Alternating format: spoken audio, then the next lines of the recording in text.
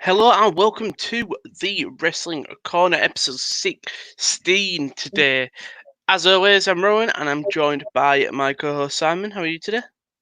Hello. Yeah, doing all right. It was a decent Good. episode of Raw, so It was a very decent episode.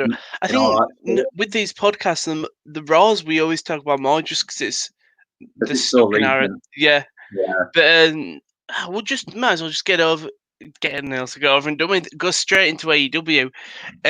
Show start off with Lance Archer making his way to the ring with Jake the Snake Roberts. Right. Hang on. I'm just firing up my notes. But I think I've got it Ah, here.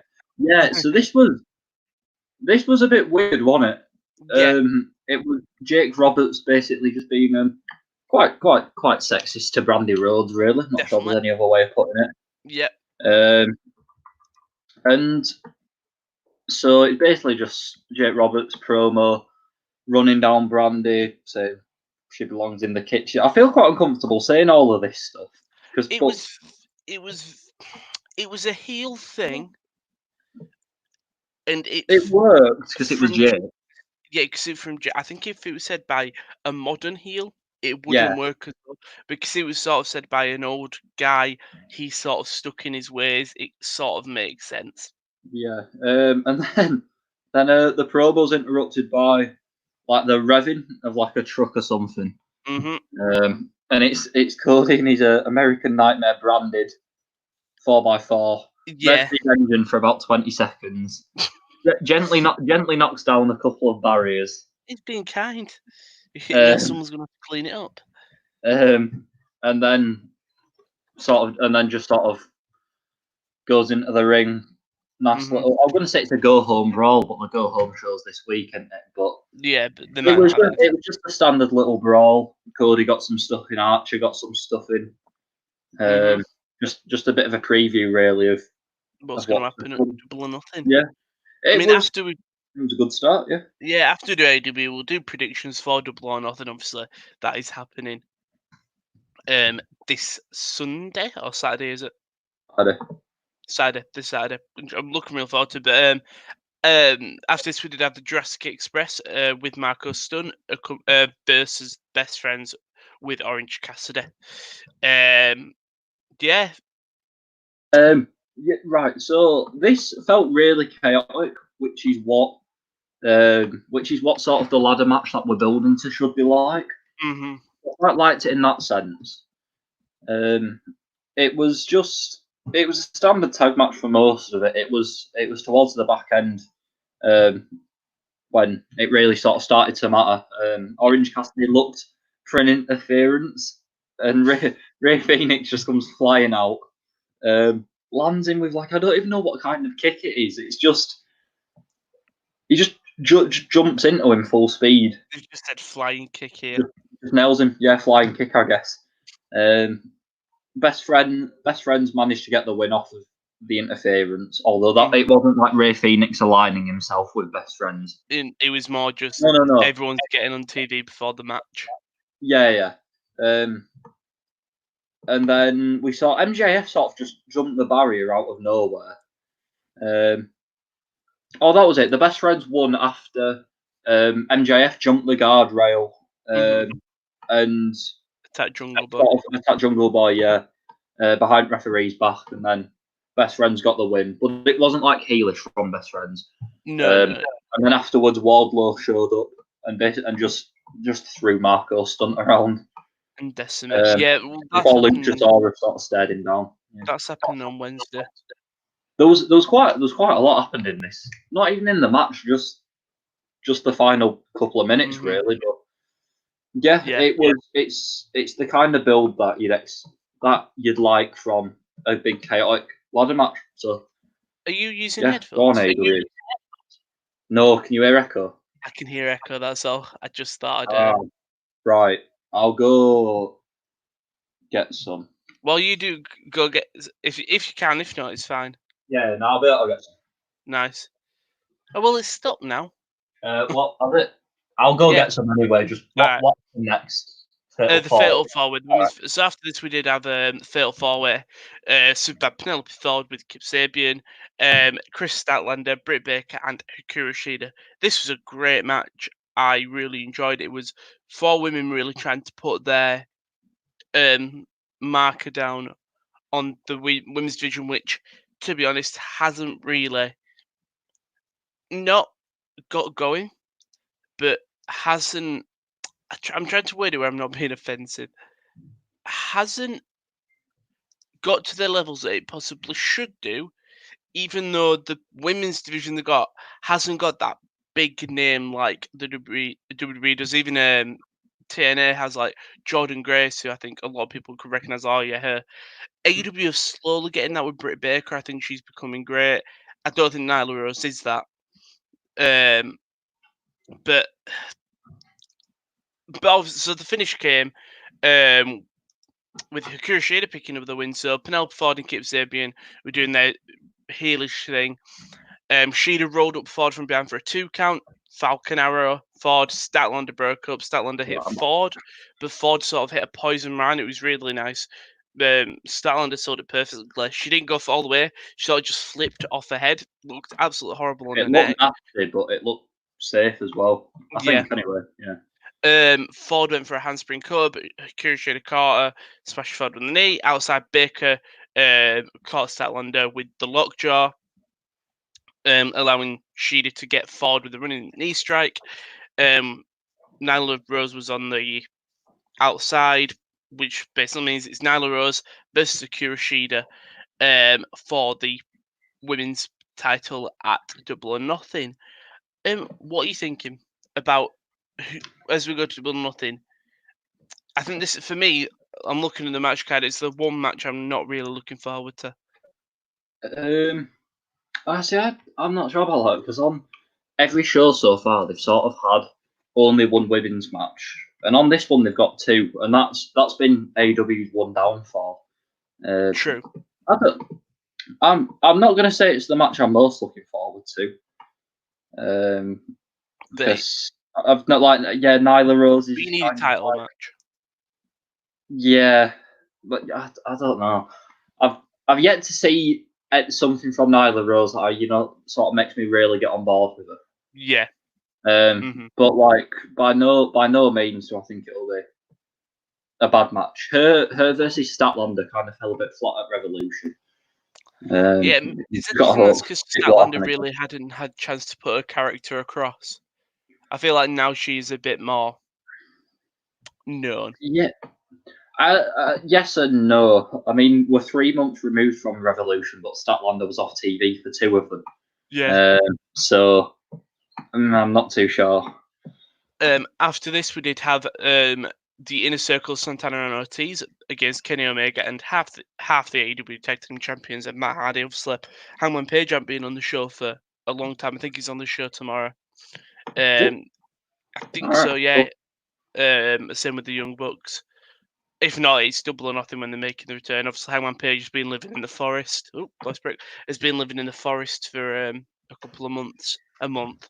If you watch Being the Elite, he's been doing quite. I've got no idea about any of this. I know it was brought up. I know Jericho said it on Dynamite, and I remembered what you said on last week's podcast. But yeah, and Being the Elite, he's just been doing skits where he's in a forest, like shitting in holes and stuff.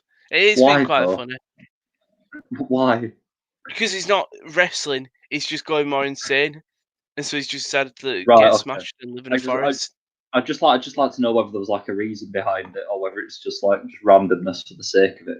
It sounds like it is justified as well. It's sort of a mix between both. So obviously, with the Omega match, Santana Ortiz jumped Omega as he was making his entrance. Hardy came out, made the save, bit Santana. Do you wanna talk some more about it? Yeah, so right, on paper it looks like a pretty pay-per-view standard match, and it probably is, but like they held back a fair bit, like understandably so because it's TV. So yeah, it was just It was just a standard TV tag match really until Sammy Guevara comes hobbling down, even though it's his neck that's hurt, Yeah, which is quite funny. it is typical Sammy Guevara kind of stuff. Yeah, selling the effects of being hit by a golf cart. It got hit with a twist of fate for coming down. Like, obviously, it wasn't going to do anything because he's at like 50% health. Matt Hardy's a bad boy though. What did he do that for? Yeah, it was a bit harsh. He couldn't do anything. And then after that, Hardy and Omega sort of got on top. V-Trigger scored the win. Great result. Ortiz took the fall. Yeah, it's one thing having Matt Hardy losing like a mad tag match like the other week, but standard singles. He should. Yeah, he's got something on the board now. Mm-hmm. So, then we just got a couple of segments interviews. So Kurashida got interviewed. She got attacked by Nyla Rose, who hit with a kendo stick. Taz interviewed Darby Allin. Basically, it was just an interview. Darby Allin came off a little bit like a teenage kid. Yeah, I mean, practically is in sort of is just an angsty teen who likes skateboarding. Yeah, but like you don't want him to like overtly show it, if you know what I mean. No. Then we did have MJF versus Lee Johnson, just a typical squash match ish. Lee Johnson gets TV time. Mm-hmm. Lee Johnson, I quite like him, but I know he's an enhancement talent. But I feel like if he was given a bit more to run with, he'd probably be a decent asset. But obviously he's enhancement talent in it, so he's not. It's the thing with the quarantine and stuff is that we've had wrestlers who have just been good jobbers so far. Well, they're all QT Marshall students, aren't they? Are they? I didn't know they were QT Marshall students. Oh, that's cool. That's how they've got them. The old Trinity school. Oh, that's cool. I like that then. Speaking of like, I'm pretty sure anyway. Yeah. Speaking of former jobbers, Pineapple Pete versus Le Champion Chris Jericho was up next. Now I know you're a Pineapple Pete fan. Could be, yeah. Right, so it was. He got a couple of moves in early doors, really, didn't he? Yeah. Sort of just corner charges. It wasn't the start I was expecting, and then the slight momentary lapse, or it might have been the third time he went for the corner charge. The most devastating move in wrestling, the Judas effect. It is a great finisher. It doesn't get any better. Like it just looks crap, but it doesn't bother me. It's really strange. I just see it and I just laugh. Yeah, sorry, I was just so yeah, but the match isn't what's important here. The match, it's after. Yeah, it's afterwards. So in a circle come down. Go on. I'm sorry. Oh, I'll let you take it. I was just saying, in a circle come down. Challenge the Elite to the first ever Stadium Stampede match. That's going to be fun. Yes, it is. So that'll probably take place at the Jags Stadium. Not Dallas Plus. What's it called? How do I not? I don't know. It says here TIAA Bank Field. Yeah, that's what it's called. There you go. So it's a nice stadium. It's a very nice stadium. Then Vanguard 1 showed up, returned the T-shirt that was stolen like a month ago, accepted the challenge, and then Jericho killed it with Floyd. Why Floyd? I mean, it's Chris Jericho. He gives names to everything. The cactus. It was funny. I'd just like to know just why. But that's not what's important. What's important is the fact that JR sold the loss of Vanguard 1 like Matt Hardy had lost a brother. I mean, it was quite he has lost his brother. I can't believe Vanguard. Vanguard 1 has been there for one of my favorite wrestling moments. Technically, the final deletion, he was filming it, and so when he ran over, picked up the boat, it's a dilapidated boat, and then Jeff Hardy appears out of nowhere and just starts firing fireworks at Matt Hardy. Vanguard 1 were there. Vanguard 1 was part of my favorite wrestling storyline ever. So we'll have a minute's silence for Vanguard 1. Will there be Vanguard 2, or do you think this is just part of Matt Hardy's evolution and Vanguard 1? He's done all he can with it. Move on to the next stage. There's gonna in Cinema Stampede. There's gonna be a Vanguard army. You think?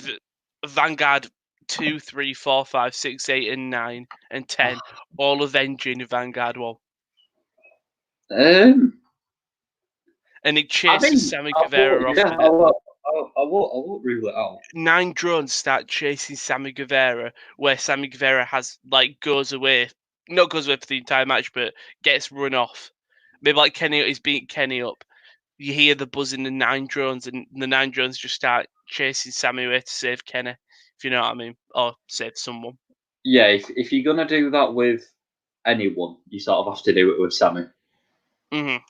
Yeah, because he's the only one who can sort of sell it quite funny. Yeah, well, he can do comedy and not lose anything, any credibility, and then he can go out and have a really good match. And it doesn't seem and it feels natural. Yeah. Then the main event. Yeah, the main event one. Chris Daniels versus Mr. Brody Lee. I wasn't particularly excited.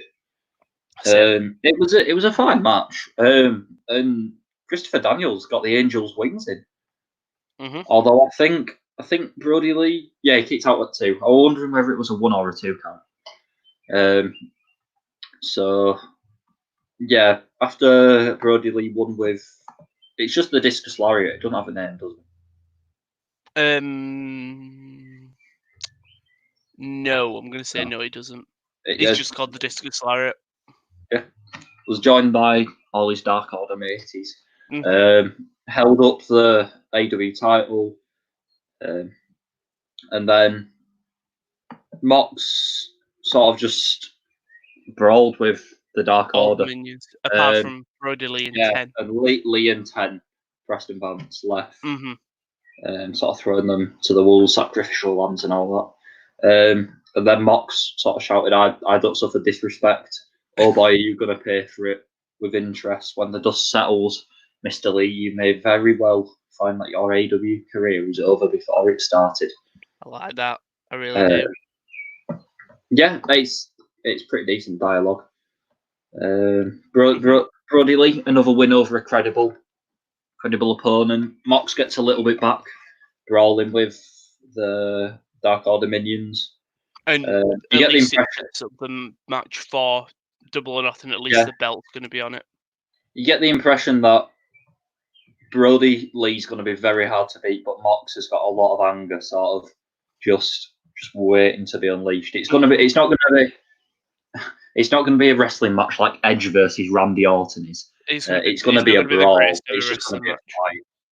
I can't believe the we'll come on to that. Yeah. I would say before we go into NXT, first of all, what was your thought? AEW, I'm just going to say 3 out of 5. It's aged really well. I think sort of over the week. I'll just go average for me personally. Yeah. All right. Low 4. It was very solid and consistent across the board, but there wasn't anything that made me sort of go wow, or that was out of the ordinary. Or but before we move on to NXT, I think we'll do our predictions for Double or Nothing. So we'll start off with actually, I realised one thing we missed out, but I'll talk about when we do the predictions. Cody with Arn Anderson and Brandy Rose versus Lance Archer with Jake Roberts. Who are you going for there? What is it? Sorry, Cody versus Lance. Yeah. Lance. And I don't think Tyson lays out. Yeah, so we'll go Lance for that. MJF versus Jungle Boy. I thought MJF, but I'd just like to say we just completely ignored the. I mean, it's not the biggest of views, but Mike Tyson. Oh yeah, Mike Tyson's going to be presenting the belt, presenting the TNT title. So I don't know whether he'll just be presenting it or whether he'll get involved, or because let's face it, he's still got that mainstream appeal. Does he? He's not going to Cody. Yeah, because there's that video of him in the sort of sparring at like 53. Yeah. I mean, I could care less about boxing, and even I know that video's been doing the rounds. I suppose, yeah. I'm not fussed because sometimes unless he gets involved and it has a brawl, fair enough. But if he's just revealing the belt, I don't see the point of it. It adds a bit of credibility, doesn't it? Like Yeah. there'll be people who will go like, "Oh, it's Mike Tyson." I might not see what it's about, but then again, it's pay-per-view in it, so no one's going to be paying $60 just to see Mike Tyson. No. So I'm not sure. Has his backs and forth. Do we do predictions for MJF Jungle Boy? Yeah, so MJF, especially after his killer promo on Road to Double or Nothing. Yeah, it was great. I think that'll definitely be on Dynamite. John Moxley versus Brody Lee. I'm gonna go for John Moxley. It's too early on for him to drop it. Brody Lee can blame his minions. I've not thought about this. Hang on, wait. Let me just have a look and see if I think any other titles are changing hands. Oh God, they're not. Mox. No, Brody. No, yeah, Mox. He gone for Mox. Yeah, I think it's the obvious. We'll leave that match till last. Nyla Rose versus Kuroshida. Nyla Rose? Yeah, I don't care, but I'll go for Nyla Rose as well. Currently all even. Britt Baker versus Chris Statlander. I'm going to go for Britt Baker. Britt Baker. Yeah. Private Party versus Best Friends. Best Friends. I'm going to go Private Party. So I think that's the first one we've got different. The Stadium Stampede match, Matt Hardy and the Elite. So Adam Page, Kenny Omega, Matt Jackson, Nick versus the Inner Circle, Jericho, Hager, Guevara, Santana, and Ortiz. Inner Circle.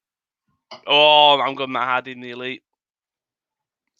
With one of Santana Ortiz taking the pin to I don't know who, but it's one of I'm going to go for Matt Hardy and the Elite. And then finally, it was announced on the May the 6th episode, so I actually missed it a bit. There'd be a 9-man ladder match called the Casino Ladder Match because they love the casino. They're going to try get the most out of that. With the winner receiving a future AEW championship match. So over the past couple of weeks on Twitter, they've been revealing the competitors. So far, well, all of them have been revealed technically. So we've got Darby Allin, Colt Cabana, Orange Cassidy, Rey Fenix, Scorpio Sky, Kip Sabian, Frankie Kazarian, Luchasaurus versus To Be Decided. So that To Be Decided will be revealed on the night. How the match works is the rules of the match were revealed. Basically, the wrestlers begin the match, and every 90 seconds, another participant enters. The winner is one who retrieves a casino chip suspended above the ring. The thing is, it can be won whenever. So unlike with a lot of gauntlet matches or intimate matches, it can only be won once everyone's in. This can be won whenever. I don't think that's going to happen, but let's say it starts with Alan Colt Cabana. One of them could win it before Orange Cassidy gets added. Right. Okay. Who's your prediction for that future shot? It depends who the To Be Decided is. So rumours it's either going to be Chris Hero is there because apparently he doesn't have a no compete clause. The biggest one is Sting. Yeah, Sting is the one I saw. Which I don't think I'd be excited. I don't think it'll be Sting. I just don't think it'll be Sting.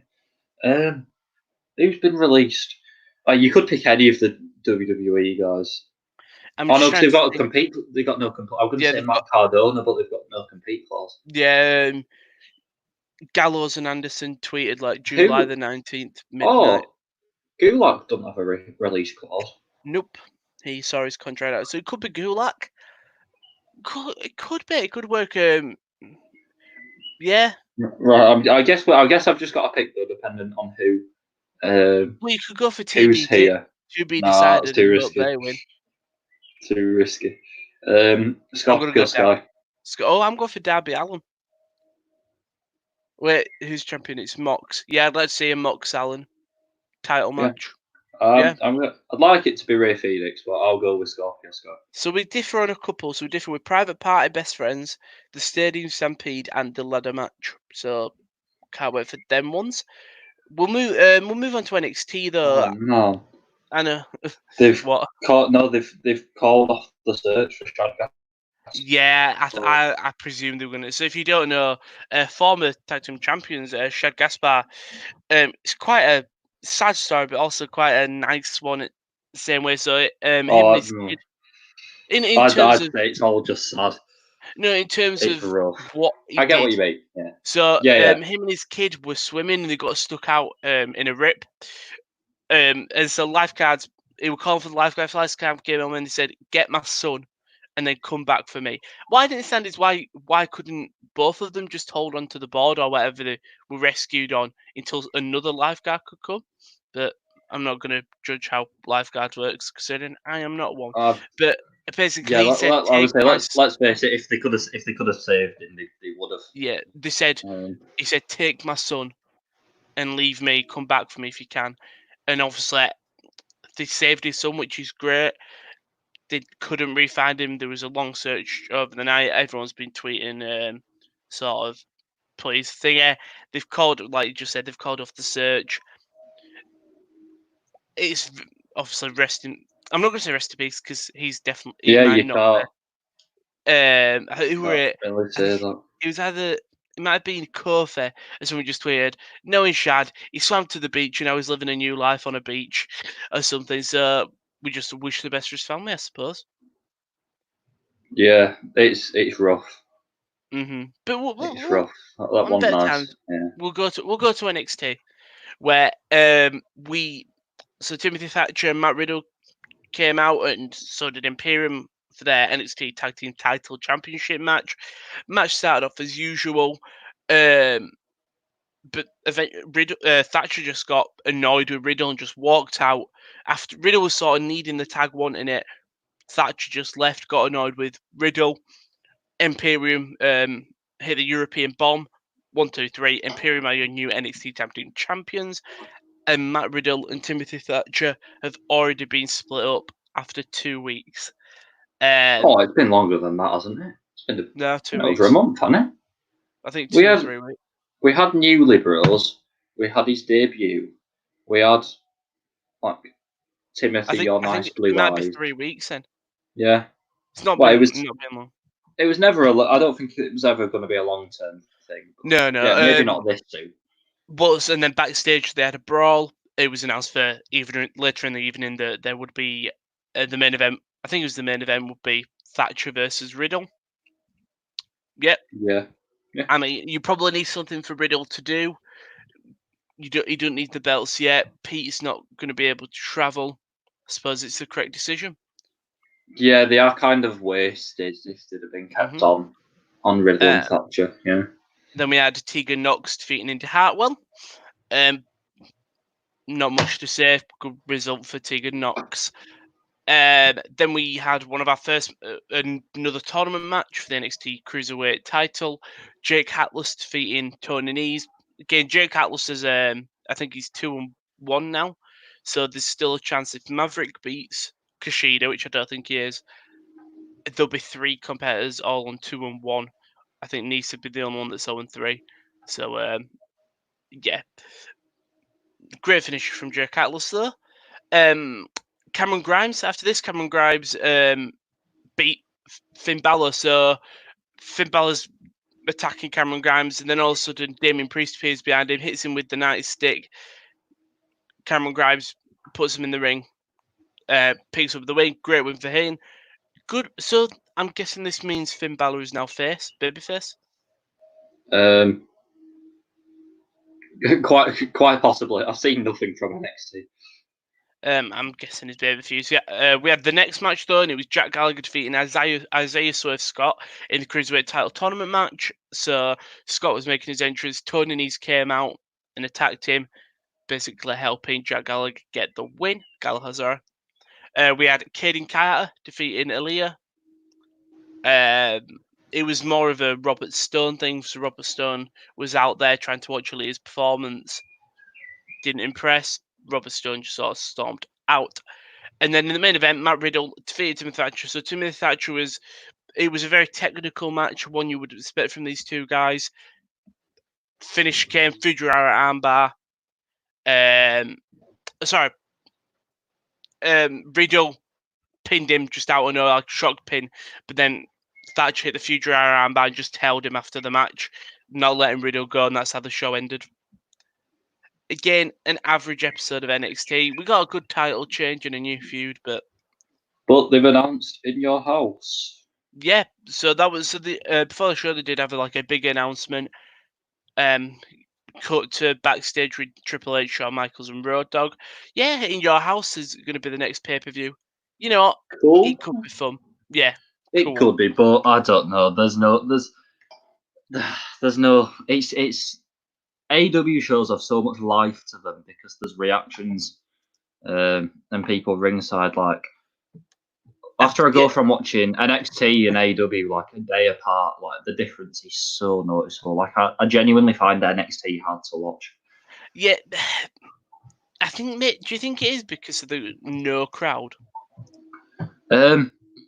NXT's selling point is the fact that he's really good in ring work, but really good in ring stuff doesn't hold up as well without any fans. Whereas Raw and SmackDown focus less on the wrestling and more on your character development and your storylines.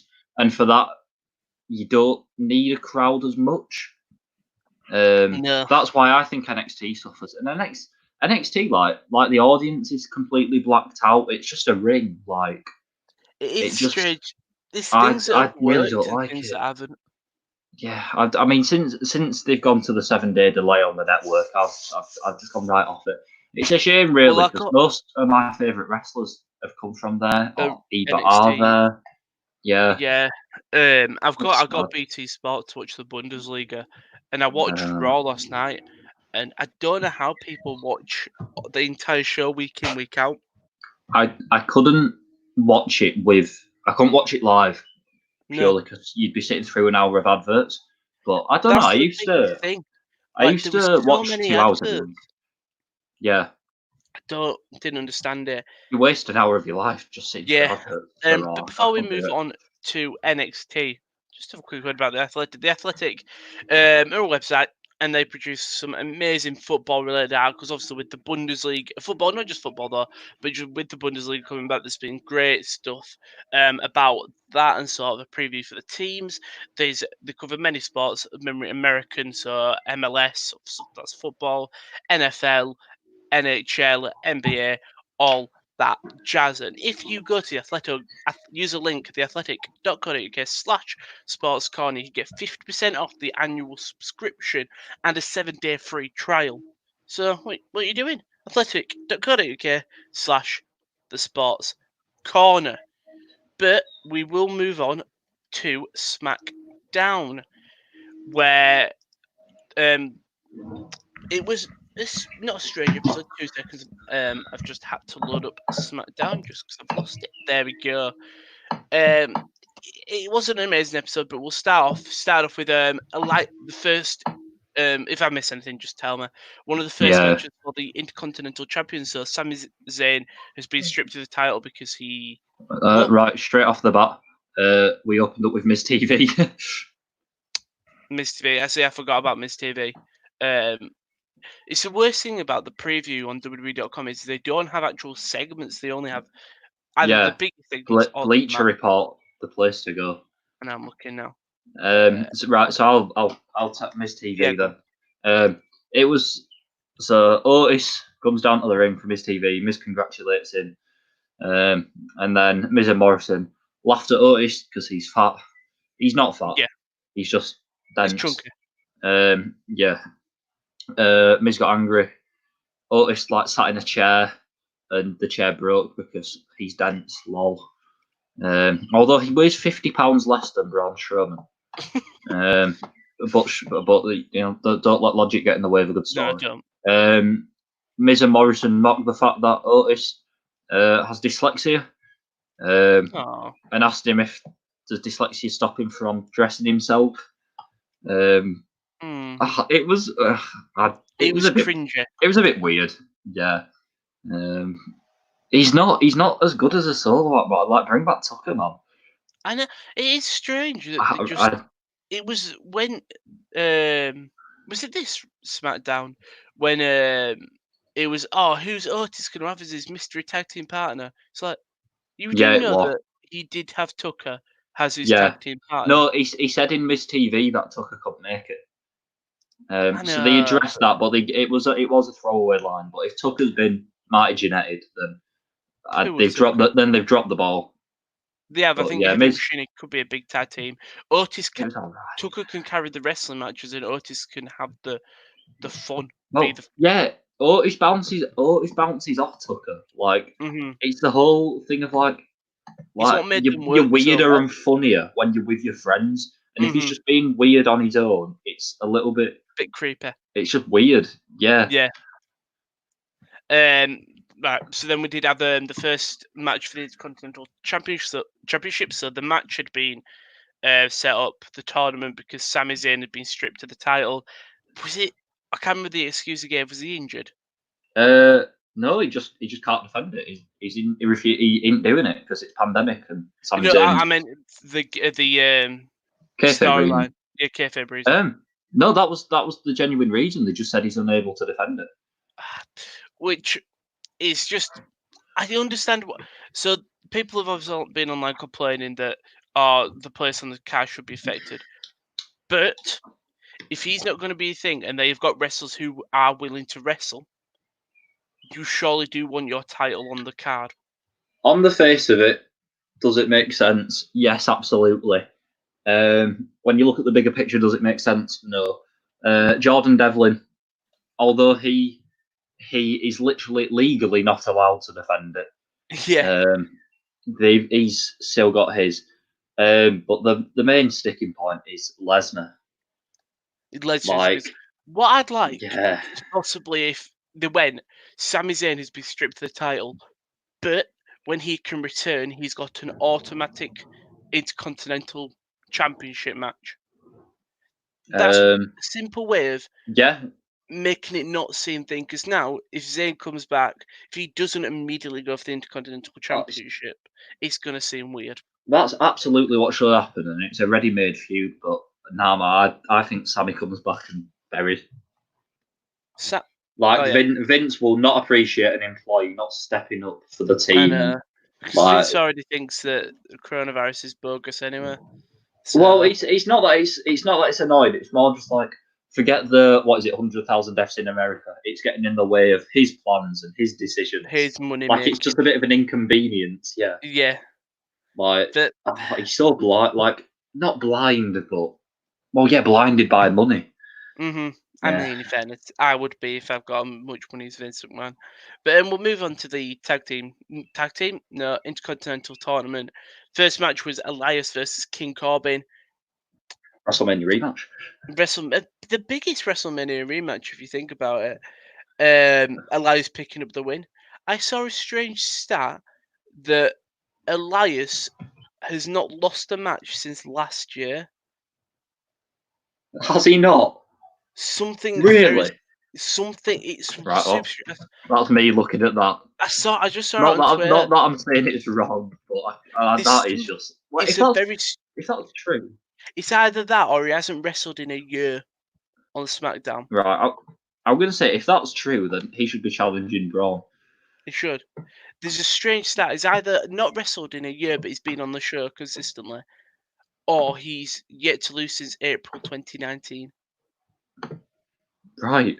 I'll let you see. I'm looking into it, mate. But yeah. So they announced the what is it? Grand Invitational thing, and that was Corbin. Last week's Raw, weren't it? But Corbin was the first one of the first people to go across, and he's facing Drew McIntyre on Raw. So how do you beat Corbin? No, how do you build up Corbin ready to face your company's top guy? You have him get distracted by breaking a guitar and take a roll-up loss. Also, why would you care if you wrestled Elias now? Why would Elias care about the guitars being broken? He's had so many broken at this point that he's just got a good collection of wood. I've not thought about it like that, but it's just a bit strange. Just get another one. Yeah, we had Naomi versus Dana Brooke. Yes. Right. Who cares? Hang on. Yeah, you're right. Oh, Brooke well, getting the Elias. Sorry, I've found it now. Elias has wrestled 6 matches this year, and lost one of them, and that one was the Royal Rumble. Which you don't count. Apart from that, he's got clean. He tagged with Braun in a win over Cesaro and Shinsuke. Pinned Cesaro clean. Tagged with Braun Strowman again to beat Cesaro and Shinsuke in a Symphony of Destruction match. Great match. Beat Corbin at Mania, and then beat Corbin on SmackDown. Yeah, Go I on, thought it Elias. was strange because you don't count the Rumble match in terms of people's losses. And then, So- yeah, and then before he got injured, he was on a 2-match winning streak as well because he beat Ali at a house show, and beat Robert Stone for the 24/7 title. I'm about to say I'm pretty confident that he's like unbeaten for a while. He's It's the in year of form. Elias. Go on, fella. So we had Naomi Dana Brooke picking up the win. Woohoo!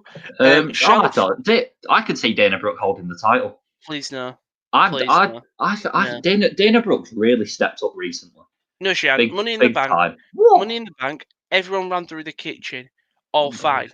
Dana Brooke ran. She slipped. How come no one else right. slipped? Dana Brooke slipped. So that is not what you want to see happen when you're trying to build up Dana Brooke. On SmackDown, she's looked really good, but all right, you can always go back to Money in the Bank and say she thought she won Money in the Bank, even though the briefcase was not on the roof. It was filled with money. It didn't look like the Money in the Bank briefcase that she's been seeing the past weeks of SmackDown. It was a comedy spot. Was it? I wouldn't have had it in there myself. Was it? I think it was. Yeah, I don't know. I didn't think it was. I thought it was just Dana Brooke being stupid. A lot of people are more aggrieved at the fact Naomi's being used this way. But I couldn't understand why, because Naomi is a fan favourite. But Charlotte Flair made a return to SmackDown. Brand invitationals. Yo. Get in there. She came out, started cutting the typical promo she usually does. Bayley, Sasha interrupt. Back and forth. I couldn't tell if Charlotte was a babyface here or if she was a heel still. She's a Flair. She's a Flair. I think that's the genuine answer. She's a Flair. Yeah. I don't care about Charlotte. Bayley Flair bickered led to a champion versus champion match this week. I'm far more invested in Dana Brooke than I am Charlotte. Really? She's everywhere. Dana's everywhere. Great. No, Charlotte's everywhere. Raw, SmackDown, NXT. Yeah. I like it though. Do you? She's already on Raw. Like, she's on the Raw brand. She's on NXT because she won the belt. Yeah, she's a Raw superstar. Oh, God. Right, okay. So, she's on NXT because she's the champion. And then the SmackDown, she had an excuse. I think for me that made sense. Then we did get Daniel Bryan versus Drew Gulak in the next title. She's not a Raw superstar. She's on NXT. Oh, she actually been officially moved. She's actually drafted there. Yeah. Never mind, my bad. I thought she was an official NXT. Unfortunately not. Whilst you talk about Drew Gulak's unknown swan song, I'm off for a rest break. All right. It's basically the IC title tournament match. Gulak versus Bryan. No one expected what was going to happen afterwards, but Bryan picks up the win. It was a good back and forth. It was sort of when you have a kickabout with your mate, you're both decent at football, so you don't try to outshine each other, but you just have a good kickabout. This is what it was for them too. Bryan getting the win, simple. Then on the Saturday, it was revealed that Gulak has been released from his WWE contract, and we're like, oh, that's very strange. Turns out he just didn't want to re-sign, and this was his swan song match. And I tell you what, not many people do get to have a good match as their final leaving match, and Gulak had it, and I hope Gulak goes to somewhere. I don't think he'll go AEW, but I think I could see him at a Ring of Honor or even just doing the indies like he used to do before, because he's a great wrestler, he's a great character, and I sort of just hope to see more. We do go to the main event though, The Miz and Morrison versus Otis and his surprise tag team partner. Was it going to be Tucker? No. Was it going to be Sheamus? Yes, Sheamus. Was it going to be Braun? Yes, Braun. Yes, it was Braun, which I didn't like. I don't. He shouldn't have asked him, and then it was oh wow, surprise! It's Braun. Where It should have are we? been main event. Okay. Yeah. I didn't really see this. I don't think they covered it on the YouTube clips that I watched. So Otis were going around backstage trying to find a tag team partner. He asked Sheamus. Sheamus said no, and he asked Braun. Braun didn't give him an answer, and then Otis comes out and then Braun's a surprise. For me, I don't think it worked really, because yeah, it'd have been. Yeah, it's not a surprise if he's already asked him. But anyway, we had the match again. Quite a boring main event. With Otis picking up, with Braun Strowman picking up the win with the power slam. So after Miz and Morrison go away, Mandy comes down, celebrates with Otis, and then Strowman's looking away, and Otis gets his briefcase, held it up, and then Strowman turns around and Otis just starts gyrating and laughing. And I sort of like this side from Otis of it. He just stopped being his silly self and was like, I could win the title here. And then he sort of played possum, just reclused.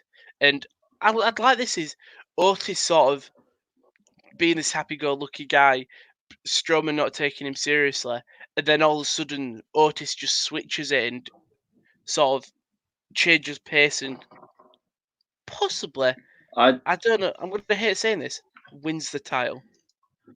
I just found it like kind of interesting how Otis really is gonna tease it with Strowman. You know, like he ain't gonna go for the tag belts. No, which He is going for that big singles title. But it'll be I'll be honest, it'd be disappointing if he went for nah, the tag team belts. oh yeah, it would. They won't have him cash in whilst they're still on empty crowds. No. And if Vince has his way, that won't be for much longer because he's doing all he can to get a crowd for SummerSlam, isn't he? Yeah, everything.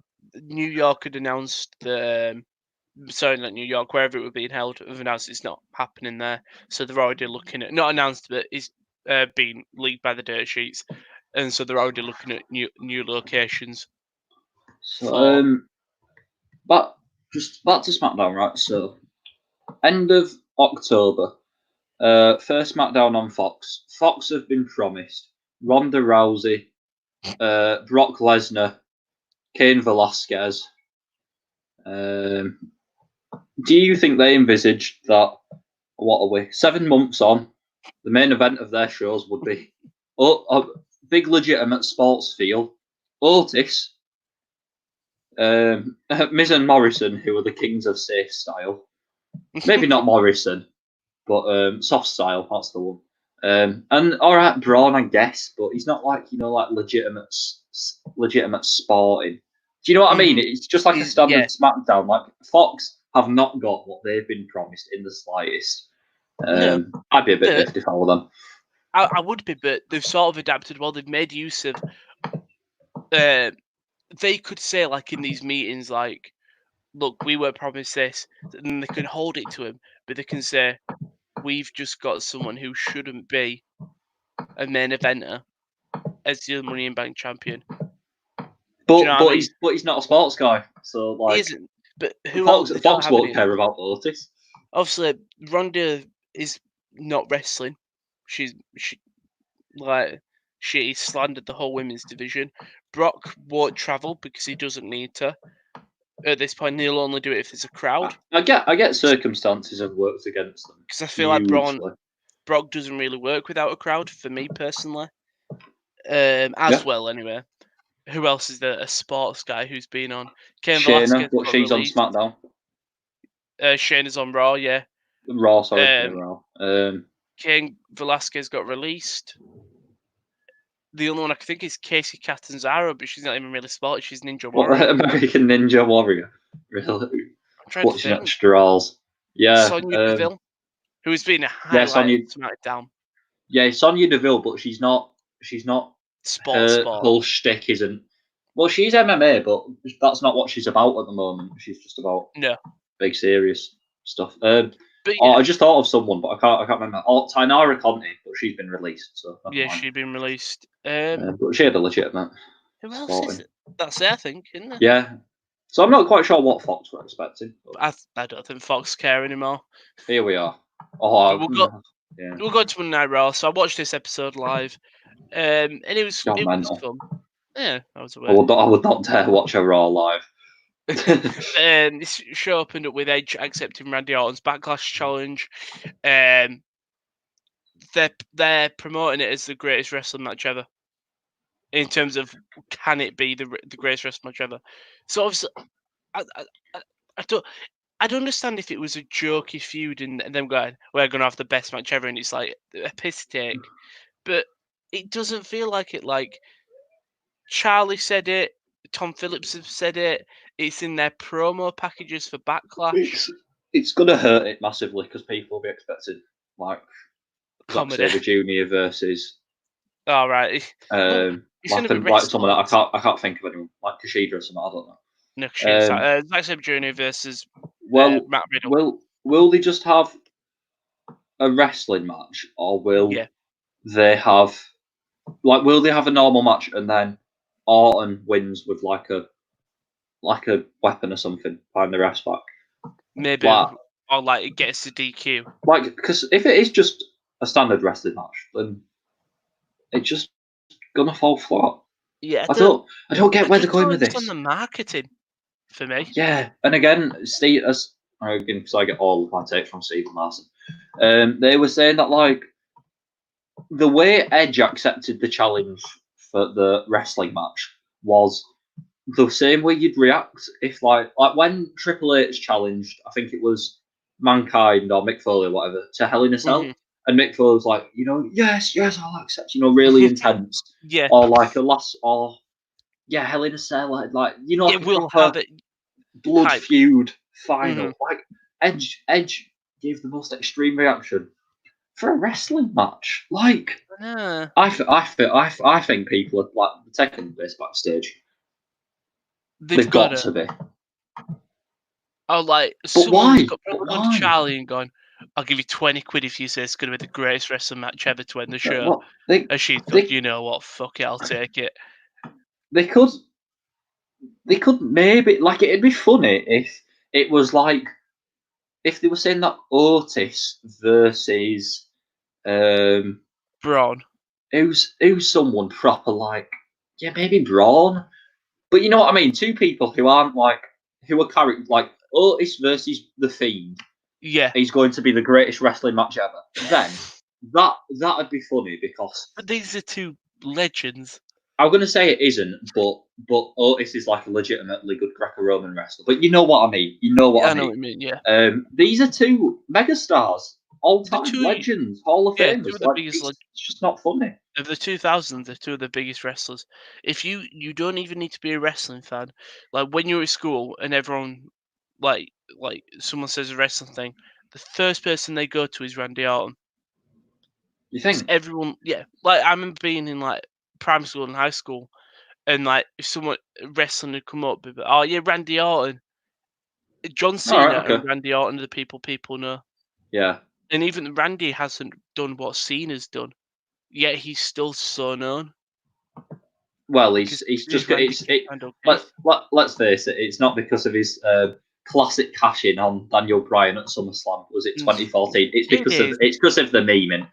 Yeah. How do people know Cena? It's because of the meme. Because of the meme. But sometimes that's all you need. We'll move on though. So Seth comes out looking very sharp, looking a bit like Hitman. He's cleaned himself up a bit. Yeah, he looks slick. He cuts a promo just saying, I don't know how to explain. Sort of going, "Thank you, Ray. Like I helped you.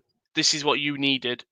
Really lovely promo. Murphy just stood by him all quiet, and then all of a sudden Humberto's music hits. I got hyped. I'll be honest. I like Humberto's theme. It's a good theme. It is, isn't it? I said this a few weeks ago. You did. Obviously, like main event and that, but yeah, it's a good theme. It's a great theme. Humberto tries to defend Ray and stuff. Seth goes, "Well, I am not ready to wrestle, but my friend here has got a match with Aleister Black, and I'm sure I'll be more than obliged to wrestle with you." Sort of just throwing Murphy to the wolves. Murphy picks up the win. Great result. What do you think of Murphy's stained glass sleeves? Really liked it. Yeah, Yeah, I really liked I his think it looked outfit. cool. Yeah, Yeah, it sort of fits into the gimmick as well that he's trying to be with Seth, and sort of now yeah. looking more part of him. Black does come out for the run in to sort of save Humberto. Doesn't happen. Just happen up the match later on. Cool. We did get a Liv Morgan promo that was very strange. It was her just saying why she's like a mum. Her mum. I, She's got a heart. yeah, sorry, I'll let you finish that. But I No, was no, going to that's what he say just said. I'm just gonna grab some it was water. only a 2 seconds. minute. Keep talking. Yeah, yeah. So with Liv Morgan, I know she's got her army of fans and people love her, and I can see why. Like in ring, she's improved tenfold, but these promos are just they're a bit cringy, a bit awkward. It doesn't do it for me. It turns me against her if anything. It just doesn't. It doesn't connect. But each to their own. If people are still liking what she's doing, then who am I to talk? Is this Liv? Yeah, I'm just saying. I'm not a fan. I'm not like. Same. I'm understand. not a fan of these promos, but I do like Liv Morgan. When it aired, I was like, "What has this got to do with Liv Morgan's character? It should be good. Like, It it's should be because she's more of still an finding underdog thing." herself. I think, yeah, I think it should have been more of like Charlotte underestimating. Look, I took her to a 20-minute match. It's a bit cheesy. Instead of just saying how she's but she's saying how she's like a mother. We'll move on though. Charlotte appears Yeah, again. to She's steal felt a joke from Wrestle Talk, she's the Omni Charlotte. she's appeared on every show, but sorry, the water went straight to me gullet. But Charlotte comes out because a mini promo, and they said Ruby Riot's got something to say. Boom, immediately to a thingy. Advert breaks. When it comes back, we're in a match. Right. Okay. Yeah. Now, last week, Liv looked strong from this match. This week, it should have been the same. Riot should have looked strong. She just didn't. So, right. There's here on Bleach Report that Charlotte and Ruby Riot had an exceptional match on pay-per-view together a few years ago. Did they? Yes, it was. Was it Fastlane 2016? That's what comes to my mind. Was it elimination? No, that was when it was Ronda Ruby. I was trying to think through elimination when the women's. Yeah. Was Ruby Riot on main roster in 2016? No, she absolutely wasn't. No, I don't know when it was. But I do briefly remember it happening. Yeah, we're quite far removed from that situation, aren't we? Yeah. Fastlane Ruby Riot's 2018. Yeah. Ruby Riot is glorified enhancement talent. It's mental, isn't it? Because it's not like she's bad. It really isn't. She's quite decent. No, she's different. There's no one else like her. No, she's got a unique image. A lot of the women's roster, I don't know how to say it. I don't know how to. In terms, you're not going to turn into Jake the Snake Roberts, are you? No. They all look the same. Right. Well, that's just out of the fact Vince has got a type. It is, and she has got this unique look that not. She's got She's got green hair, and I know that sounds stupid, but not many other wrestlers do. Why do you think Charlotte's so prominent? Why do you think Liv Morgan's getting a bit of a push? Why do you think Dana Brooks winning matches? Why do you think Carmella's getting a bit of a push? Why do you think Alexa Bliss has done so well? Like Vince loves his blatant. It's blatantly obvious, and that's not a knock on any of the people I've mentioned. Because I think a lot of people win in. You've just got to play the game. You've got to play So Ruby, dye your hair blonde. Boom. Done. Yeah. Boom. Get rid of all your tattoos as well. Because apparently Vince still like that. But Charlotte wins. So we go to another advert break. Watching it live, I've realised how many adverts breaks there are. It's genuinely mental. Well, it's quite hard to. They've probably put more in because let's face it, Raw should be 1 hour. Yeah, it should. But when we come back, the whole ring's all done up. There's balloons, there's everything, and there's Asuka in the ring. She's chilling. She starts cutting a promo. So does Kairi in Japanese. It was quite sweet. They were just going how she's a champion.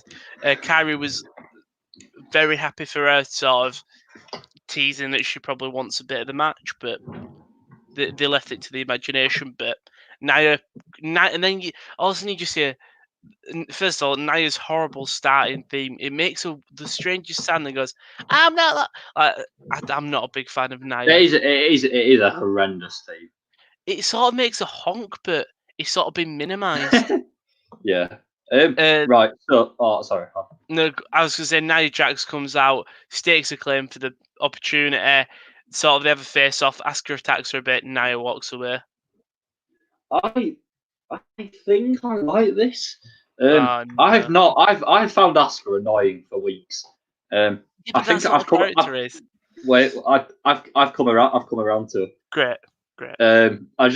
She's just funny, isn't she? When Kairi Sane got the recorder out, it was just like, what the hell's going on? Kairi Sane having a flute, and it works. And I just love that we cut to her throughout the show of her just still playing it. So now I just imagine it like a video game, like a WWE one where you go backstage, and like with a lot of them, you meet AI and you speak to them, they've got the same lines. It's the same with Kairi. Like you walking through backstage and you just hear the flute, and you know she's close. Yeah, I like that, but right when it's Nia Jax, she's a bit like King Corbin for me.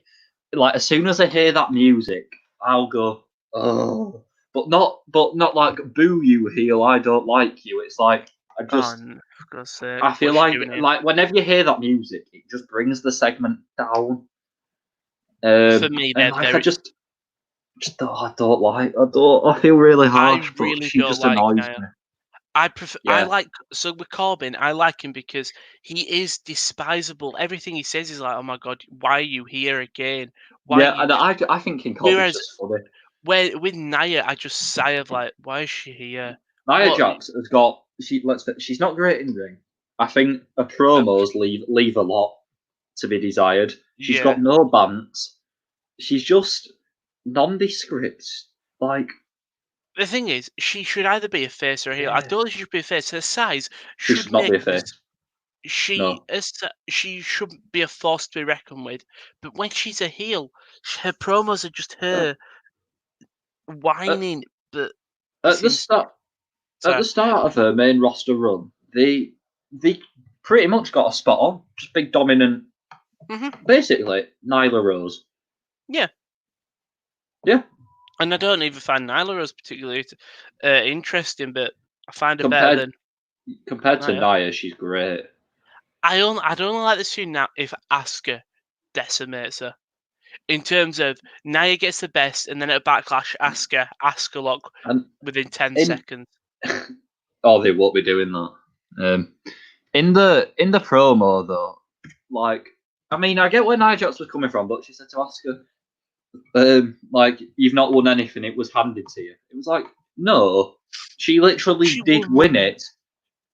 Like they were fighting. They didn't know it, but they were fighting to win. She won the money in the title. Yeah. So the worst thing was if that was someone who was a bit more stronger at English and saw they were doing the promo on the fly, they would have just gone, I literally won Money in the Bank for this title. That was the match. Yeah. It just no, not for me. Nia attacked Kairi in the show later on. Undeserved. Yeah. Bye, Nia. Undeserved. Yeah, undeserved. Kairi didn't deserve it. Then we did have Bobby Lashley defeating R-Truth. R-Truth comes out. Oh, what did he say this week that made me chuckle? I don't know, but he did Pretty Ricky, and that's still not funny. I don't want to get put in the Nelson from Simpsons lock. Again, I quite like that. It did make me chuckle. Then he did the same thing. Tom Brady, I'm gonna sack you. And then Lashley come. MVP was backstage, sort of saying, "Just think about it, Lashley." Lashley comes out R-Truth did the pretty Rick thing. Still didn't understand it, like you said. MVP's class. MVP is great. Lashley puts full Nelson in, wins the match. MVP comes out, and they sort of made their alliance. Cuts to Lana backstage having a meltdown. By Right. Lana. Why? For everything MVP does great. Why is Lana like this? That's not a normal human response. Is it though? She's just quite annoyed that her husband's just shoved her aside. But wouldn't you go, why? Instead of just going, here's some words of advice from a veteran. Now I'm going to scream. I like it. It's not rational. Oh, I hate it. I hate it so much. I just like Lana just being an absolute mentalist, and WWE just ruin her before she leaves. I'm glad you do. One because thing I know I don't. I think she will go, but one thing that's made me think is I didn't realize how much numbers outside of WWE Lana does. Lana's re-signed, hasn't she? Has she? I thought Lana's done like a 4 or 5 year deal. I just know because she's. I saw her on Twitter. She's got a show out on Amazon Prime that she's directed. Like I don't know what is it. Lana Perry? No, what's her real name? CJ Perry. CJ Perry. Yeah, she's got her own show out on Amazon, and I was like, WWE going to keep her around because they'll promote that. Oh yeah, she's got a big following. I didn't realize how much of an outside WWE following she did have. Yeah. But yeah, MVP makes it all the more baffling as to why they do this with her. Yep. Then we had Bliss and Cross came out, started cutting a small promo, nothing much. Iconics interrupted, basically getting their title match. Very extremely short match. Twisted Bliss is hit. Bliss goes for the cover. Peyton Royce stops the thing, but they just sort of just keeps on attacking. She was the illegal woman, first of all. Then she just kept on attacking after the referee kept telling her not. DQ. Iconics kept on attacking. Quite like this. It keeps your champ strong because they haven't eaten a loss. They've hit the finisher. Iconics shouldn't have been put in a title match so quick. I don't. Go on, sorry. I don't want to just shoot everything down, but the Iconics have been back for 8 days. How are we already doing like a breakup storyline, like a splitting of the tag team? I like this because I don't think it is. Because didn't she slap and then they started crying with each other? Yeah, Billy Hay slapped her and then immediately regretted it, and then they hugged. I sort of like it because I like the friend. It's clear they've been friends for a long time. And when you have a disagreement with your mate, you'll say something and you go, "Sorry, I didn't mean it." And I like that. If she just slapped her, she was just getting so annoyed, and she went, "Oh no, I'm so sorry." But they're not just going to do this and then not follow up on it. Like, this has got to lead somewhere. Like, this is the first seed being planted, and if this doesn't go anywhere, then what was the point? Like, for me, it's just a bit of a lead. I think it was just showing how sort of that they're not perfect in terms of the slap, and she realised that I shouldn't have done that to my best friend, and sort of I think we'll see if Peyton tried to get a revenge and say, "Well, you did this to me," and then I think it'll lead to more of a possum situation of we just sit and wait, we hide in the background of them two just saying, yeah, we're not friends anymore, we saw that's disagreement. They attack, Bliss and Cross sort of get the belts. I think that's sort of how it works. If anything that comes closer to breaking up the Iconics just gets a thumbs down because they're just the best. They are great, they are, but I don't want them to break up because I think it'd be a stupid decision. Can I skip this next match? No, I'll take it. I don't know what you've got against Natalya. This was a decent match. Everything. Right, Natalya versus Shayna Baszler submission match. So they actually made it. They wrestled a match that made sense. It was a submission match, and they were going for submissions. Like, they didn't have the normal psychology of why you're doing like Irish whips and stuff. And, like, it was just who can make the other one tap out quicker. It made sense, and as long as it makes sense, that's fine by me. Couple of attempts. No, Baszler got caught in the sharpshooter, broke out, and then got her in the Kirifuda clutch. It was a relatively quick match. Natalya tapped out. She held on for a concerningly long time. Natalia should be tapping straight away. And then it wasn't the match that was important. It was the afterwards, as the crew were setting up for the Kevin Owens show. Natalia sort of got really angry, although she acted like she was angry but didn't look angry. Threw some signs out of the ring, broke some chairs. Is this going to lead to like a redemption storyline for Natalia? Is she gonna have a crisis of confidence, a bit like Kenny Omega at the beginning of AEW? And is he gonna come back better and stronger than ever? Just go live with your cats. Would I be in favour of it? It's not what I do, but look, anything to make Natalia more interesting and give her a bit more personality. You can't be down on it before you see where it goes. And I know I've just been down on the Iconics thing before I see where it goes, but this is different, okay? Come on, give it a chance. The way to describe Natalia is she's like a sandwich. Warburton's got a great history of sandwiches. Lovely white bread. You can have really any filling with Warburton's white bread. It's great. But you're putting something that shouldn't belong in a sandwich. If that makes... In terms of, she's got the Hart name. She's the only carrier on Hart. But she doesn't feel like a big sandwich. That's not her fault, though, that she doesn't feel like a big deal. Why? Because she's been given absolutely nothing to work with for about 3 years. Maybe it's just my dislike of Natalia. Yeah, it probably is a bit harsh. For some reason, I just can't get behind her.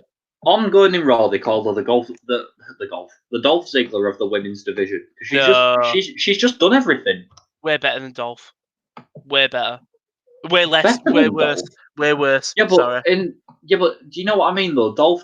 Although Dolph has had a bit of a career sort of revitalization renaissance recently. Yeah. For this time last year when he'd returned and he was sort of feuding with Kofi Kingston for a little bit, like it just felt like he'd just done it all. Maybe Natalia feels a bit like that, although I do agree with you that I am more interested in Dolph. Like, if you went through cards and you saw Dolph Ziggler versus someone, you think, you know what, that could have been a decent match. When I see Natalia versus someone, I think, apart from she had a good match with Charlotte. Yes, you did. Charlotte is one of the people she can work with well. I'll give her that. But there's some. I don't know what it is about Natalia. Maybe it's her whining. I don't know. The thing is, history will look back on Natalia very favourably because she's been a part of everything. Yeah.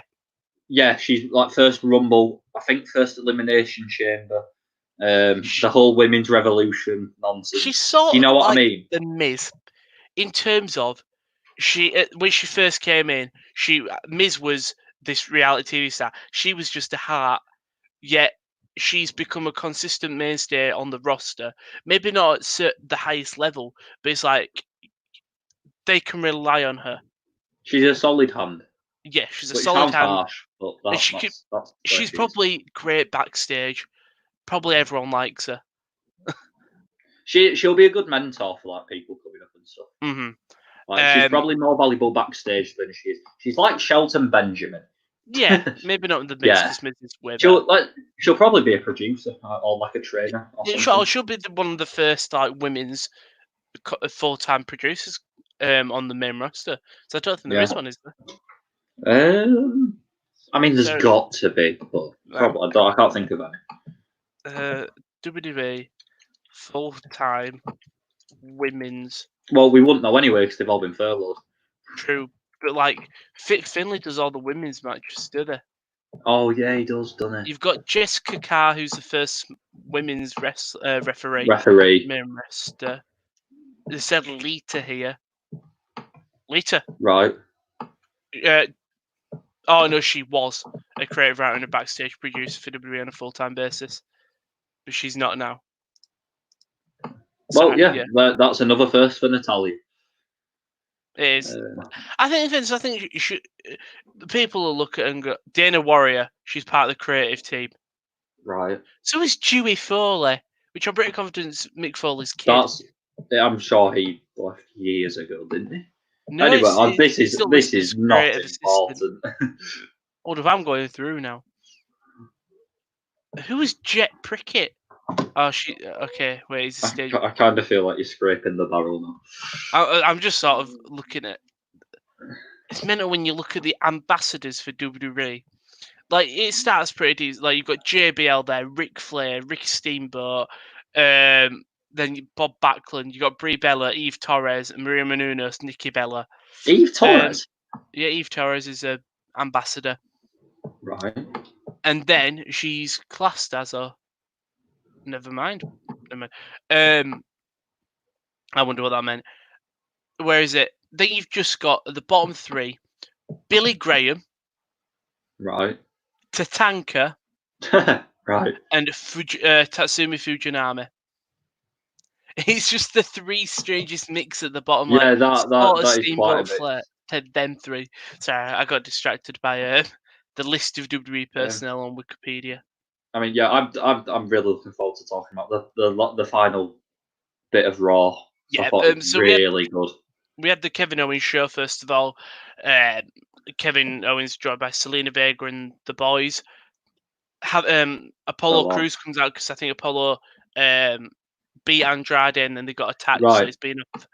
Are you into Apollo now? Because this was he came down with purpose, straight for Andrade, Show big character. tackle, laying in the shots. He's good when he shows personality. Mm-hmm. That heel turn's coming. Come on, Apollo. So Apollo comes out to help KO in a tag team match. They do pick up the win after Austin Theory elbows Angel Garza, which leads to Apollo hitting. It's a power bomb and it's out power bomb. Yeah, it's like a blue thunder bomb to sort of spin them around. I don't think. Does it have a name? I think they call it the spin out power bomb. All right. Anyway, yeah. So Theory attacks Garza's power bomb. 1, 2, 3. KO and Apollo all cocky and stuff, pointing and laughing and leaving. Good to see Kevin Owens back and Apollo Crews. I'm actually really behind him.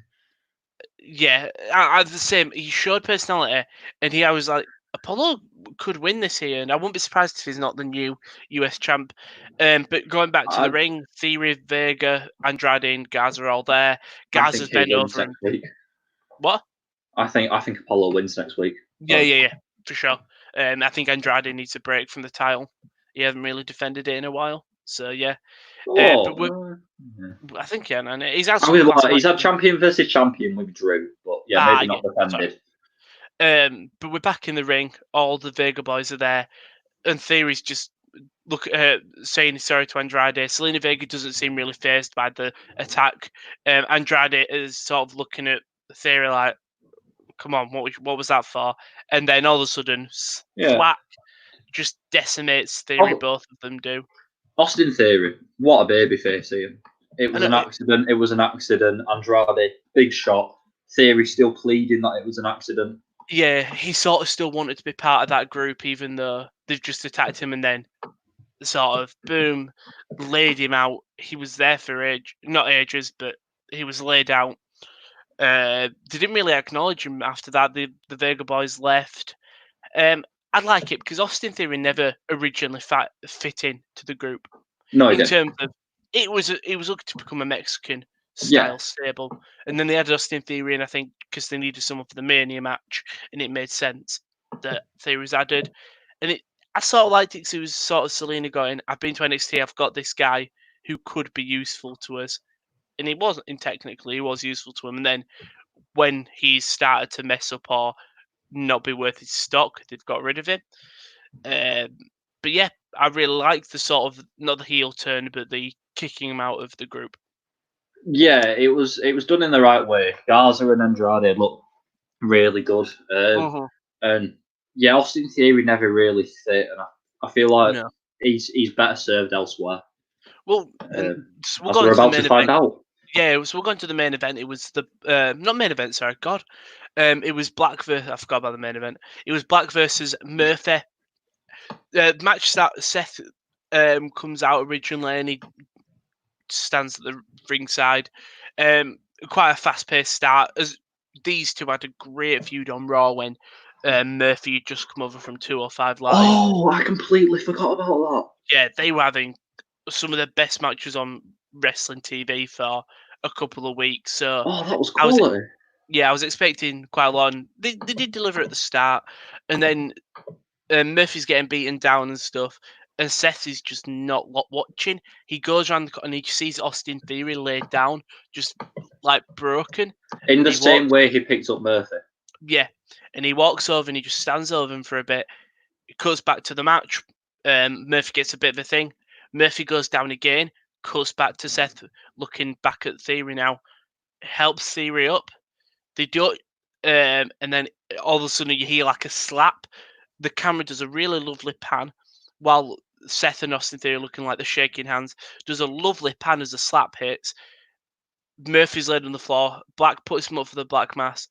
Theory just runs in behind, attacks Black DQ, and I'm liking this. It was the way afterwards, after Murphy had got the win as a result of Theory, that him and Rollins embraced, And Theory was like sort of, you could tell he other way around.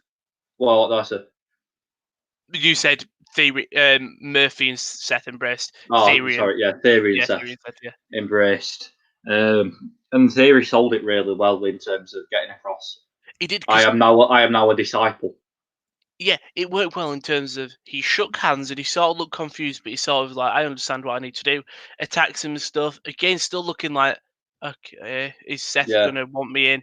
And then Seth just hugs him, and it cuts to Murphy looking like, oh, okay, here, another disciple. We've had more, and then he hugs him again, and Murphy's like face sort of changes to more accepting, to like, oh no, yeah, I'm not favour. It was the moment of realization when Theory went, I've been kicked to the curb by the Latino boys, and now one of the biggest stars in the company is going to take me under his wing and under my tutelage, and like he realized that's the path he should go down. I loved it. I also like really into it. Who is actually in the thing? So you have Murphy, who is putting on these class matches, but still not sort of getting the respect. Seth has brought him up under the wing, and now he's having some highlight matches on Raw. But now that Murphy's sort of showing weakness, he's brought in someone younger as well to sort of possibly take out Murphy in the future if Murphy keeps on performing. But I really enjoyed this. Yeah, it just if we could get Akam back in the fold, like it'd just be really nice. Like I know, like obviously Razor's injured, but Akam's fine. Yeah, I mean, I sort of quite like that. If Akam comes back and goes, I'm still here. We haven't left you. I'm still a disciple. And sort of Seth maybe being worried, like, well, I haven't got this tag team threat. And maybe Akam showing, then you've got a good 4-man stable there who have all got something different. Murphy, very fast paced knees and kick. Theory, sort of agile but strong, if that makes sense. And then you've got Akam, who's just a beast. Big muscle. Yeah. I just feel like having a big guy like Akam would really add something to it. And he doesn't have to be like a disciple. He just needs to be like the big heavy, sort of the insurance, the Wardlow of the group. Yeah. Yeah. And it's so easy. All you need to do is bring him out. Yeah. Now I want to tune into Raw now to see what's going to happen with the Messiah and stuff, which is what you want. Can't ask for anything more. No. Then we did have the axe throwing competition. Get in Viking Raiders. Viking Raiders absolutely demolishing the Street Profits. I'm going to put them all in one segment. So the first one, it was just the Viking Raiders being really good at throwing axes and all the Viking friends being happy. A woman on a horse that I thought was Sarah Logan. I don't think it was. That bit was funny. Was it Sarah Logan? It would have been. She has not been on a horse at any point. At the start, it looked a lot like her. That should be weird. And then the next one, we had Street Profits throwing them. The axes going everywhere. One went flying.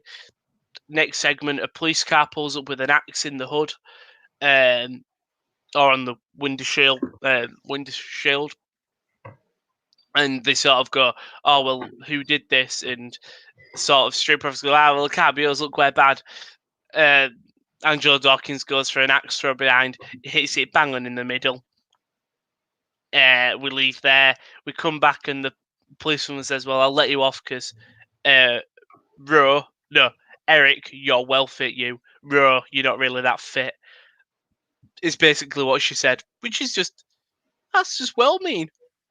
There were lots of comedy lines in this, like when I think did the Viking Raiders say like we brought the smoke, Yeah. maybe too much smoke, take some logs off the fire. Come on, guys, remove them logs.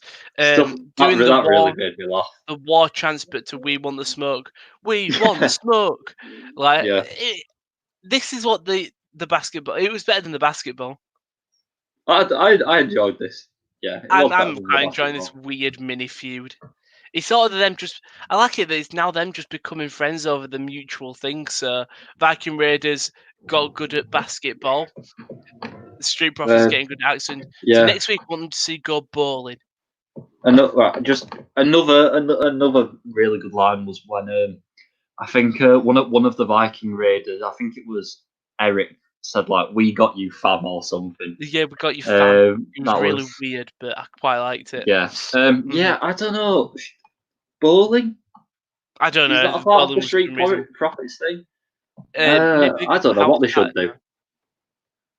I'm trying to think what fits to the Street Profits drinking, What? like not frat things. Nah, it'd just be like trading. I don't know, something in fancy cars. I have no idea. I'd like if we have this every week though. Then this tag team's just becoming mates over the mutual. What's the payoff? I don't care. Every week, do you know, like sitcoms and stuff, where every week they've got a side character who's doing something different in the background. This is what it needs to be for the Viking Raiders and Street Profits. Just every week they're doing something different. It's like maybe one week they're doing a painting class, and the Street Profits are really good, and the Viking Raiders are not, and then they sort of work together, and then now they both get really good at painting. I'm glad to hear you've come around to it after slating Carpool Karaoke. Carpool Karaoke it's fun if you watch it back in it. Yeah. But we'll go to the main event of Monday Night Raw.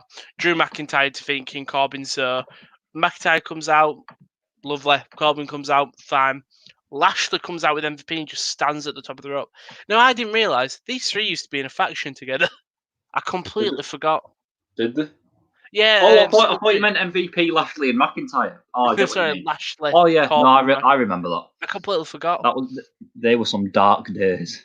They were, because they were main event in Raw as well. They were awful. Yeah. But yeah, Drew picks up the win. I quite like, so he was doing the countdown for the Claymore, which I don't like. Corbin does a lovely reverse into a deep six. You just move, wouldn't you? Yeah. Then Corbin does his run around the post like he normally does. Boom. It was coming, hits with the Claymore. 1, 2, 3. Correct result. And sort of now it's looking like a Lashley Drew feud, which I don't think you should want because it's going to be quite boring. But MVP can make this really entertaining. No. Oh yeah, okay, yeah. MVP will weak at the end of it. That's all. Yeah, there's no way Lashley wins, but this is the position Lashley should be in. Mm-hmm. Lashley should be a main eventer. Yeah, good. It's refreshing. Like Lashley's not been in this situation since he's come back. McIntyre still feels fresh. He's winning every week. He's looking strong. This is going to be a good feud going into Backlash. It is. Yeah, I'm presuming they do it at Backlash. Yeah. I think for Raw, it was actually good. Like the start of it was slow and a bit boring, but there was some segments which just really made it fun for me. I think the biggest for me is the Seth recruitment. Like it really did start slow. It was a good final hour. The first 3/4, 2/3 was really sort of dead, and then the final hour came alive. Yeah, that's pretty fair. Half decent episode of Raw. Now, before we end, you do this every week. Can we have a recap of all the Don't worry, I haven't forgotten about it. I was going to do We'll it. get you. We'll get your recap. Go on. Thank you. I appreciate it. Right, so we'll kick things off with Oh, NXT UK. Well, there I wasn't look much forward happening to this these. week. It's great. It was NXT UK was just a recap of some great matches in British history. So I think one of them was like we watched British Bulldog versus, is it Davey Boy Jr.? No, that is British Bulldog. That's criminal. I don't know that. Oh, I feel really bad. Versus... I think it might be Owen Hart. I can't remember. Yeah, your own Hart. I can't remember what pay-per-view. So you've got some matches like them, but then we also had Mustache Mountain beating Undisputed Era for the titles in the Royal Albert Hall. Oh, yeah. We had Jordan Devlin versus Dave Mastiff from NXT UK back in November, which was a really good match. Cool. And we had Paige beating AJ Lee the night after WrestleMania. AJ was on TV. Oh, like AJ was on TV, so it was a really good. I miss incredible. She's very similar. I've realised how similar Alexa is to her now. Heel Alexa was, but to AJ Lee. I realised AJ Lee was way before it. She was really. She was way before her time. It was a really good. Yeah, it was a really good NXT UK. Lots of variety from 90s pay-per-view matches to the night after WrestleMania to Royal Albert Hall. Excellent. 205 Live. Right, 205 Live was really important this week because we weren't doing recaps anymore. We had matches again. Oh, yes. We had live matches. Yeah, so we had Tyler Breeze defeating Tahuti Miles in what was... It was an all right match. It happened. There's not much more to say than that. It certainly happened. And let me just... I can't remember what main event did. I think it was... Might have been Gallagher versus Tony Nese. But I thought it was Gallagher. Gallagher Tony Nese will make sense though, because we're them two teaming up together on NXT. What? Yeah, just let me 205 Live. Try and find it. Results. I realised someone I forgot that got released. I saw an interview. I think Who? Aiden English, which I was really sad about. Because he was good. Sorry, he was good. I'm still looking for 205 Live. I won't dwell on this for too long. Tony Nese versus Jack Gallagher. Is it Tony Nese versus Jack Gallagher? That was a pretty good match. Which doesn't make sense considering them two teamed up in NXT. When? Well, not teamed up. They didn't team up, but Tony Nese attacked Swerve Scott before Gallagher's match. Oh, right, okay. No, see, this does make sense, though, because 2 months ago, when we had the Captain's Challenge match on 205 Live, so I think Gallagher was just working down someone, and Nese tagged himself in. Gallagher didn't want that, and Nese got rolled up and was the first man eliminated. I've just seen it there. Since then, they've had the feud. Gallagher won with the rolling elbow that he's started using quite a bit more often. So that was cool. And then on main event this week, we had who was on main event? I can't remember. I'll look. I mean, that shows how much I enjoyed it. It was. I've just remembered them. It was Bianca Belair versus Catalina, so Sin Cara's Lady Luchador. Bianca Belair getting a run out. That doesn't happen very often. I'm surprised she hasn't been on Raw because she's been called up. The most that she's had on Raw was designing Street Profits basketball game. Yeah, so Bianca Belair showed her face, looked all right, hit the KOD for the win, I think. And then we main evented with. Just let me have a quick look. Pro Wrestling Database are really slacking. They've barely got any cards up at the moment. Oh man, Well, who while was you it? find that, I'd just like to say, Yeah. if you look for a job in wrestling, I've just gone on the WWE careers page. They look for a writer's assistant. They also look for a writer. So if you have a minimum of 5 years professional writing for TV, film, or social media, professional TV staff experience in drama and a comedy, a plus. Writing and directing reality television, a plus. Experience in all aspects of live TV production is a plus. If you've plugged into the pop culture, if you work closely and effectively with talent writers and producers, a strong understanding of WWE's audience, demographic, and psychographic, a plus, but it's not required. Excellent communication skills and the ability to work in a team environment, and a BA/BS in film, TV, drama, media studies, communications, or similar field of study, or industry experience in lieu of degree. So if you want to become a writer for WWE and you've got any of them, go and apply. Do you know we could do it with a journalism degree? Go on. Do you think we could apply with our journalism Oh, do you degree? reckon? Yeah, Well, whether we could or we couldn't, I wouldn't bother. I might do it. It sounds like Just hell being a writer. it does, but it might just be Uh, fun, just all of a sudden you get to write for Raw or SmackDown. what, and get all of your ideas turned away by Vince? You Not a do, but chance. one thing that people think is like with the dirt sheets, people get recognised like the writer who did the Otis stuff, Otis and Mandy segment, got praise and stuff. And who else was it?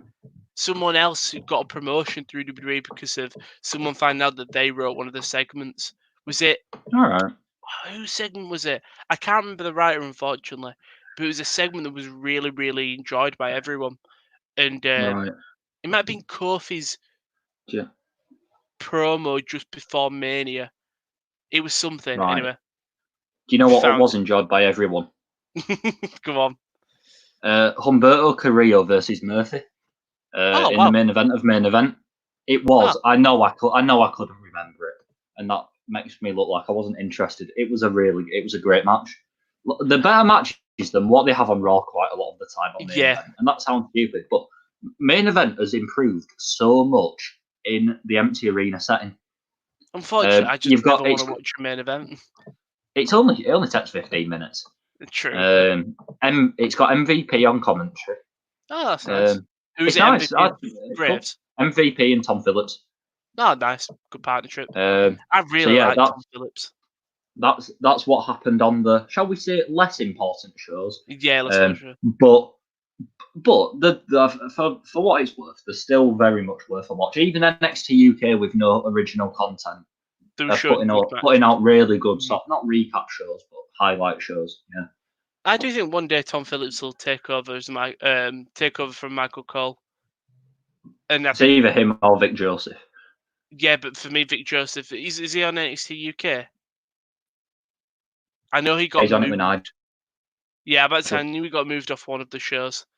Like Maro's, I don't think Maro's never going to go back to a main roster after what happened. I think Vic Joseph, just after everything when he got not demoted, but kicked off Raw and stuff.